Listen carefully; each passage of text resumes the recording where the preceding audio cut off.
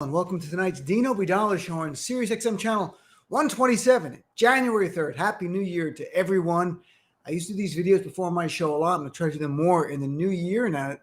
Things are really picking up. We are only 300 plus days from the most important election of our lives, November 8th, 2022, and a lot to cover. On today's show, we're going to go into great detail, in fact, all week, looking at January 6th, the one-year anniversary, what we've learned from that day about facts, but more importantly, about where the GOP is. You know, Liz Cheney, who none of us liked before, but like on one issue, and that's standing up for democracy, which is the right thing to do, made it very clear on ABC yesterday that you cannot be loyal to both Donald Trump and the United States of America. And it reminded me of something George W. Bush said 2 weeks after 9/11, where he said to Congress, you're either with us or you're with the terrorists. You know, in the first few months after this attack on January 6th, I really thought the GOP was going to break all ties from Donald Trump because Donald Trump had incited an act of terrorism. That's what the FBI has dubbed January 6th. The Department of Justice has officially designated January 6th as an act of domestic terrorism because it fulfills the language of the federal law.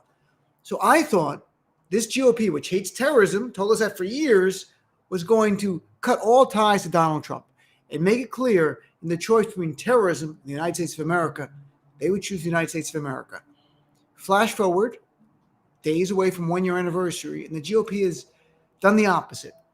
They've chosen the side of a terrorist.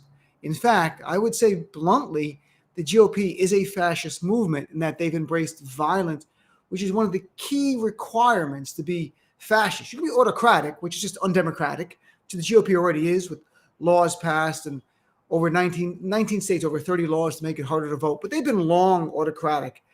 Add January 6th and the embrace of January 6th, and you have a full-blown fascist movement on U.S. soil. That's not hyperbolic.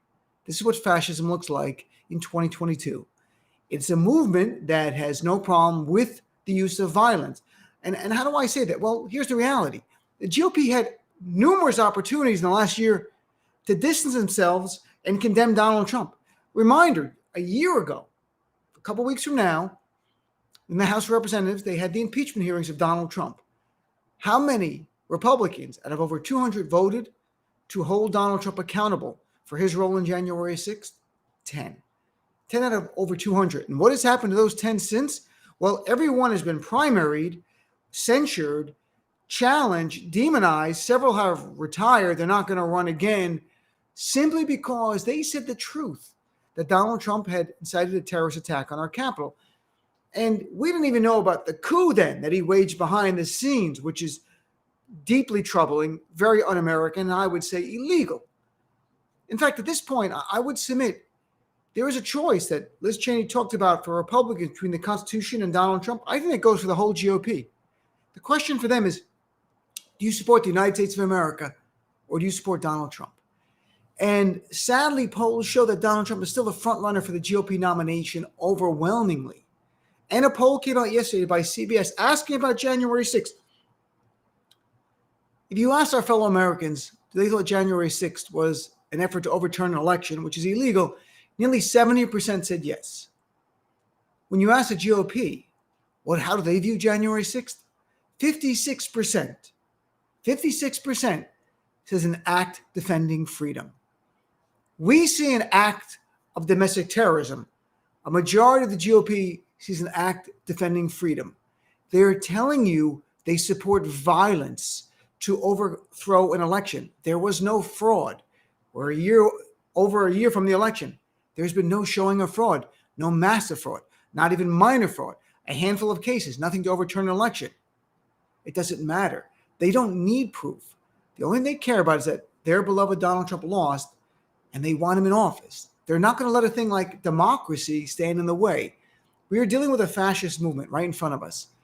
And, you know, this week, I think the media is actually going to do a good job. I really predict, forget Fox News and Newsmax, I think the mainstream media are already showing us today and yesterday, they're beginning to cover January 6th the way it demands it. I think it demands using the word terrorism. You can use insurrection if you want, but our federal law enforcement has defined it as an act of domestic terrorism. Call it that.